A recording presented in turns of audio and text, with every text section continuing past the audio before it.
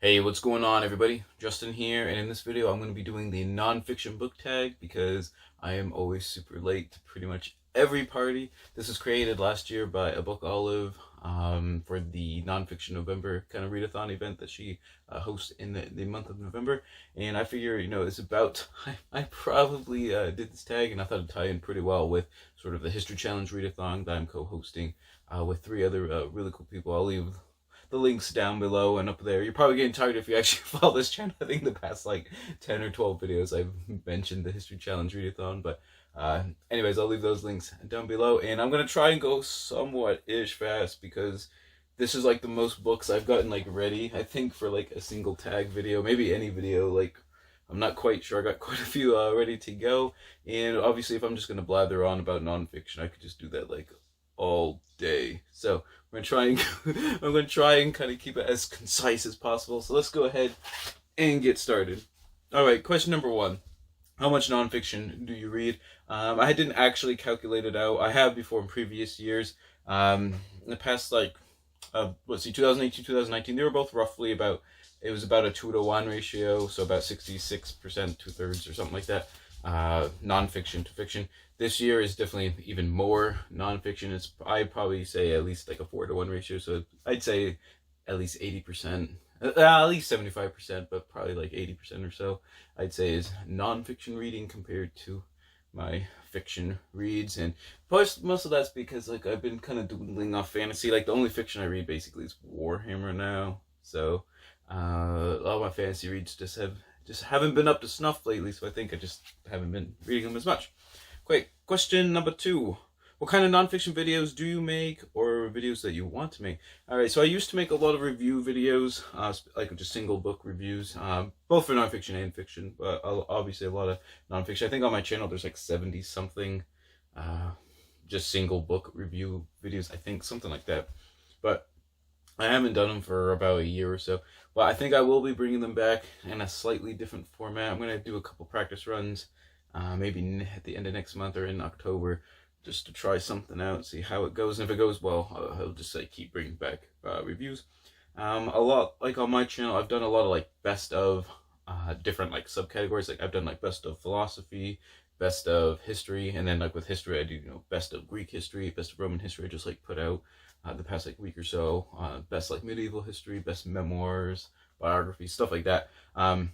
So I do sort of those kind of books, and with like my nature reads, like best conservation books and best animal books, stuff like that. So I do like kind of like little niche subcategories or subgenres of the broader kind of history and science books that I read.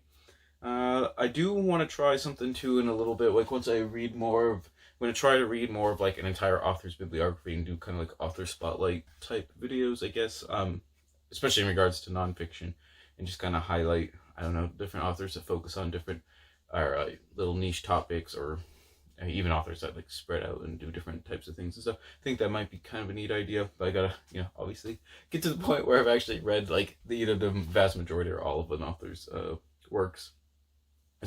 When they have more than one book, because I've done that a couple times, I guess, but that doesn't really count, I suppose. And then what else? I think I wrote, oh yes, one other series that I want to start, especially in regards to history, is I want to start like kind of like a getting into, or a 101 type series, like, getting into Greek history, like where you should start, and I do like a bunch of kind of like beginner or introductory type books, I guess on like that subtopic or that historical era or what have you. I think that'd be kind of cool. Not quite sure how that'll go exactly, but I think I might try that maybe at the beginning of like next year or something like that. All right, so question number three: what's your favorite subgenres of nonfiction?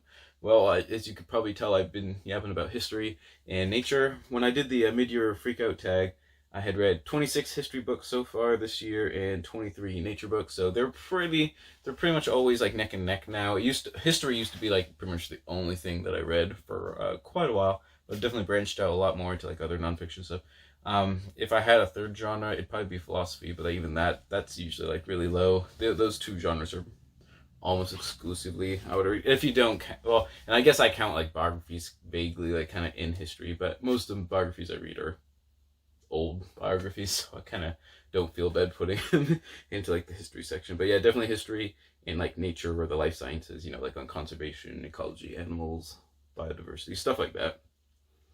All right, question number 4. Do you have a favorite nonfiction book? That one's pretty hard, actually. I did put out a video like maybe 2 weeks ago, like my 5-ish favorite history books. And even then, they're just more like in my top favorite books. I don't really have a favorite history book. It's just kind of a weird.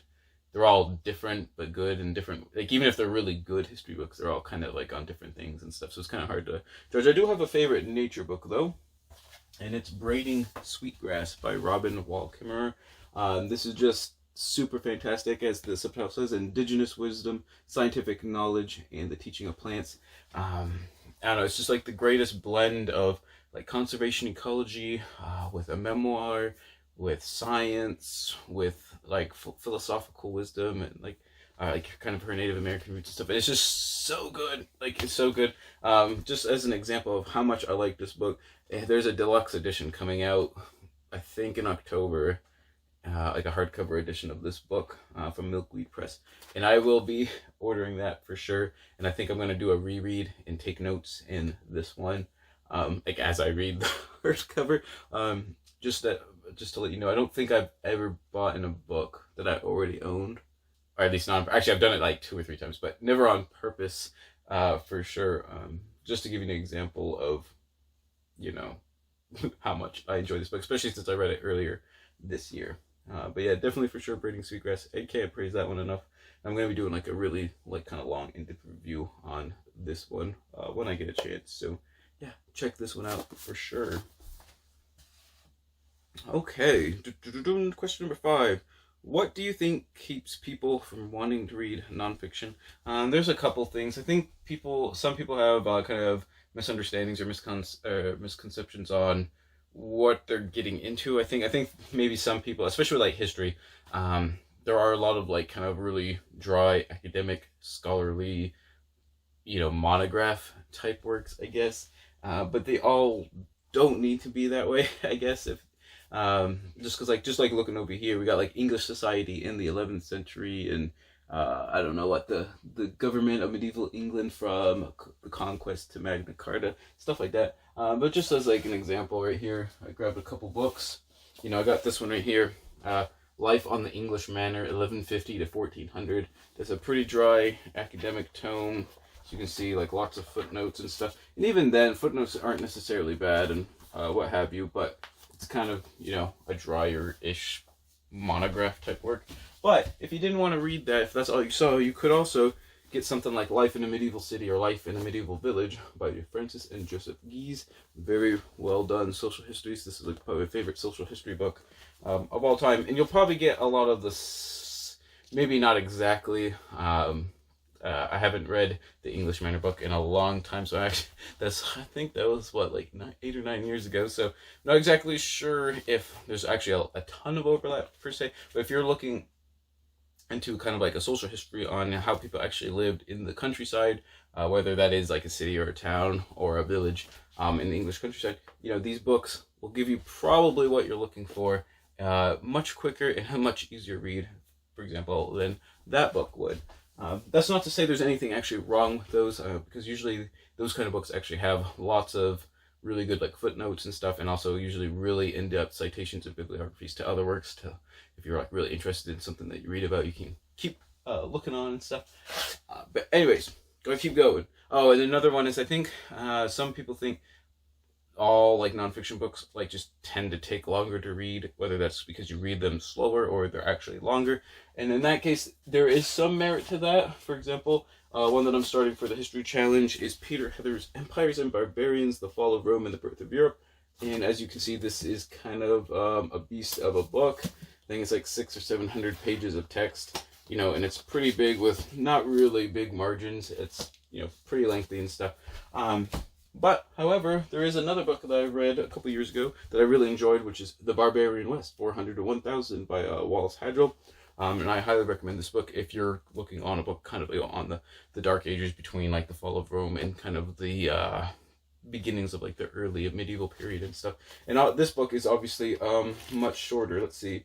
It's only about 173-ish pages or so, something like that. So, and you're going to get probably a lot of the same kind of information. Obviously, this one can't go into as much detail as Empires and Barbarians over there. But if you're really just kind of new to the subject and it's something you want to read about, you can always pick up a much shorter work rather than, the giant monster over there. So, I don't know. There are some misconceptions, but like I said, we'll talk about a few more as we go along with the tag. Alright, question number 6. Why do you like nonfiction? And that's definitely because I'm super vain and I just the whole concept of the pursuit of knowledge and my thirst for knowing everything and stuff, at least on the topics that I'm interested in. As you can see, it's all history and nature books and stuff. But it's always just, I don't know, to me it's just you can always learn something every day, and it's really easy when you read a lot of nonfiction. Though obviously reading is not the only way to go about learning stuff, but if you really enjoy reading, or if I really enjoy reading, and I like nonfiction, why not try to read something new and learn about a whole new era, a new topic, a new animal, it's whatever it happens to be. So that's pretty much why I like nonfiction. All right, question number 7. What's a nonfiction book you've read because of BookTube? All right, so I got 2 books here, 2 nature books. That I just, in the first year that I did BookTube in 2018, they were just floating around in the ether of just on the internet, in any kind of bookish sphere of influence or whatever. But I did see it on other booktubers videos and stuff. And the first one is The Soul of an Octopus, a surprising exploration into the wonder of consciousness by Cy Montgomery. And also The Rise and Fall of the Dinosaurs, A New History of the Lost World by Stephen Brusatte. Both of these are really, really good books. The Soul of an Octopus is almost like a cult classic already. Kind of deals... Cy Montgomery is her nature writing, I guess I would consider it nature writing, I guess. It's just really well done. It's very beautiful. I actually preferred some of her other books that I've read since then. For example, How to Be a Good Creature, A Memoir in 13 Animals. It was just super well done if you're looking for kind of a nature-ish memoir. But Soul of an Octopus is still really charming. Highly encourage you to check that one out. And then if you want if you want to read a book on dinosaurs, this is probably the book for you. As the Washington Post puts right there, a masterpiece. Definitely is. Very few flaws with this book. Highly encourage it. And like I said, I just saw a lot of booktubers talking about both of these books, so I picked them up when Soul of an Octopus, I wanted to read about Cy Montgomery or a book by Cy Montgomery, because I had seen a lot of just people talking about her as an author and a lot of her other books and stuff.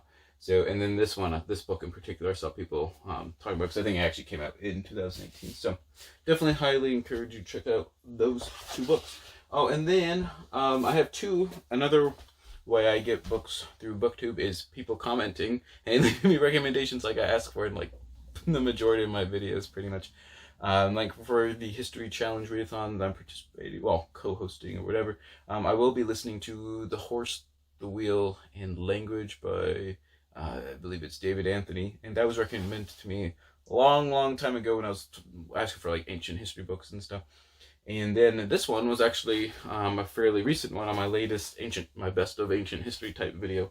It was Everyday Life in Ancient Mesopotamia by Jean Bottero, who I believe is a French author of ancient Mesopotamian history and stuff. But a commenter just really highly recommended this book, and is exactly something I was kind of looking for. So that's why I picked this one up. So hopefully it pans out. So that's how I get books from BookTube, is I'm just super vicarious, and I want you guys to just give me all the best books that you've ever read, so I don't have to go find them. I'm joking. Not really, but kind of, maybe a little bit. Alright, question number 8. What's the best nonfiction book that you've read lately? This one was a pretty easy answer. I think, was it last month? I believe in July. I read The Story of Mower, How We Got to Climate Change and Where to Go From Here by Hope Jarin. This book is fantastic, especially if you read a lot of nature books, like I do, and you're really into conservation, ecology, global warming, climate change, all that kind of stuff. This is a fantastic book. Highly recommend it. Let's see. Here, like, just for example, if you know who E.O. Wilson is, he's like a really prolific, popular science nature writer. A superb account of the deadly struggle between humanity and what may prove to be the only life-bearing planet within 10 light years, written in a brilliantly sardonic and conversational style. Like I said, this one might not be quite as beautifully written, for example, as Braiding Sweetgrass is. That's, like I said, that one's going to be hard to top. But for example, with my life, why I try not to eat as much meat as I used to. I'm trying to vaguely transition to pescatarianism and just eating like seafood for meat protein and stuff. But like people with like leaving carbon footprints, the fish, the whole, like even just with my seafood and stuff, like the fisheries, the struggle kind of going on between farm fishing and aquaculture and stuff, and you know, the collapsing food chains. It's pretty much got a little bit of everything on, I don't know, just how we consume. So the general gist of it is, you know, as a species, like Homo sapiens on the whole planet just consume way too many resources for our own good, and it leads to all these kind of disastrous problems. Especially at the beginning of the book, where I live in rural Maine, there's farms everywhere. There's literally like a 20 or 30 acre field, like 10 feet like down the road from me, and you just learn about how much it actually takes, how much water, how much pesticides, how much like actual like just industry it takes to grow, you know, acres of crops and stuff, and how bad it is for the environment the way that it's done, and this and that stuff like that. And I don't know, like I said, I'm starting to just like ramble. I'm just gonna like go on a giant spiel, but anyways, this is definitely the best book that I've read in a little while. Like I said, I think it was last month that I read it. So this book I probably will do another reread at some point, do like a really detailed review of like all the stats and stuff. I think actually there is there's like a whole thing at the back here that has like a bunch of like little like bullet points and like talk like little like stats and stuff, so you can almost like show people it, and just really good. Can't recommend that one either. But I'm gonna move on because I could just ramble on about that one like a ton. Alright, question number 9. What are some of your nonfiction reading goals? Alright, so for me personally, I think I've been doing really good with my history reads and my nonfiction now. The only thing with history might be to read a little bit more ancient history. That one, and ancient history for me, I classify as like pre-classical world, so before like the Greco-Roman civilizations and stuff. Even though for most people that would be considered like ancient and everything. But besides history and nature, I do want to read more philosophy. I've read a lot of that in college and stuff, but like every now and then I'll like read one or two and I do really good with it, and then it just trails off. But also, just as an example how I forget about it, on my on the question for favorite nature books, I talked all about Braiding Sweetgrass, and then I didn't mention How to Think Like a Roman Emperor by Donald Robertson.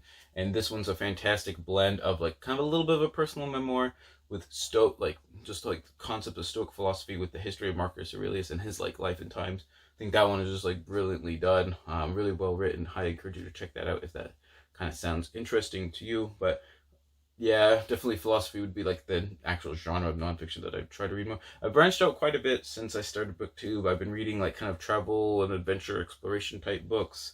And I've also been reading more like biography and memoirs and stuff. And those were genres that I kind of wanted to branch into. So I think they're definitely not up there with like history and stuff, but definitely more than I used to. So I'm pretty pleased with that.